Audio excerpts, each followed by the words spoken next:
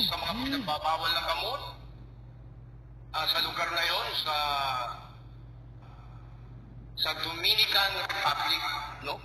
Nakumon sila sa mga bisyo. Nakumon sila sa mga walang kabuluhang bagay dito sa mundo. Nakaligtaan nila na may Diyos na nakatingin sa kanila. Lubog.